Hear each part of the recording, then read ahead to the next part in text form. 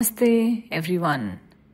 This is for all the women out there who are listening to this audio of mine. I'm Dr. Vasudha Sharma, the Medical Director of Vivekananda Health Global, where we work in the space of integrative medicine using Ayurveda, yoga, and naturopathy. Let's understand about the emotional spectrum. Let's understand and embrace women's feelings. This is for all the men and women. It is just not for the women to understand this spectrum because they are the people who are experiencing it. 72.2% of females in a study reported high stress levels in contrast to 52.6% of men.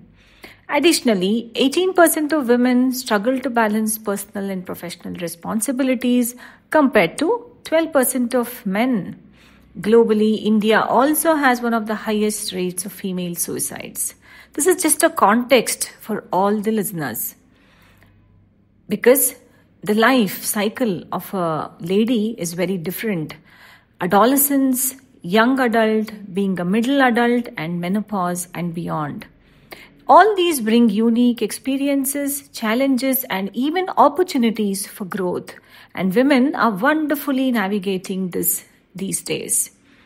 Shall we also understand the science behind women's emotions now? Very interesting factors. 1. Hormonal influence. Estrogen and progesterone are the two hormones which we always look as female hormones. These impact moods, fluctuations, bring in fluctuations, especially during menstruation and maybe before the menopause, which is perimenopause and menopause. Maybe pregnancy as well. Women are therefore twice as likely as men to experience anxiety and depression due to these hormonal interplay. What's the next science? Brain wiring. The female brain has stronger connections between the emotional and cognitive centers, making women more expressive and empathetic. Very positive note. But what next? There's also the society which is impacting.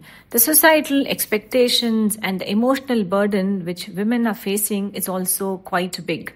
Studies show that 78% of Indian women experience stress-related disorders due to the societal pressure. What can we change? How can we support? For women out there, acknowledge emotions without guilt. Your feelings are very much valid. Prioritize self-care. Use yoga, meditation, Ayurveda, lot of such techniques which bring in physical activity, and these can regulate emotions and seek support when necessary. For the society to understand, encourage open conversations about emotional well-being, support women without labeling them as too emotional.